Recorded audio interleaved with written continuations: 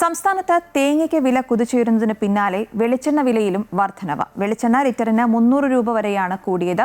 തേങ്ങയുടെ വില കിലോയ്ക്ക് 56 രൂപ വരെയായി വർദ്ധിച്ചതോടെയാണ് വെളിച്ചെണ്ണയുടെ വിലയും കൂടിയത്. തേങ്ങയുടെ ചില്ലറ വില 60 രൂപയ്ക്ക് മുകളിലാണ്. തമിഴ്നാട്ടിൽ നിന്നും തേങ്ങാവരവിലും ഇടിവ് സംഭവിച്ചു. കേരളത്തിൽ നിന്നുള്ള വ്യാപാരികൾ കിലോയ്ക്ക് 50 രൂപയിൽ കൂടുതൽ നൽകിയാണ് കൊപ്ര എടുക്കുന്നത്. ഓണ സീസൺ ആരംഭിച്ചതോടെ തേങ്ങയുടെ ആവശ്യകതയും വർദ്ധിച്ചു വരും.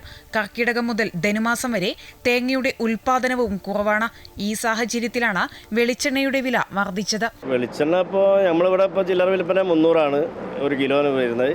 കൊപ്ര ഇന്നിപ്പോൾ 170-175 വരെ പുറത്ത് മാർക്കറ്റിലുണ്ട്.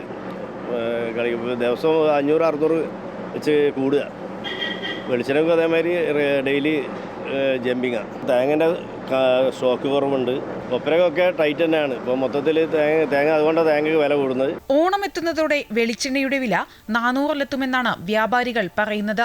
വെളിച്ചെണ്ണയ്ക്കൊപ്പം എണ്ണയുടെ വിലയിലും വർധനവുണ്ട്. വെളിച്ചെണ്ണയുടെ വില ക്രമാതീതമായി വർദ്ധിക്കുന്നതോടെ ഓയിലിന്റെ ആവശ്യകതയും വർദ്ധിക്കും.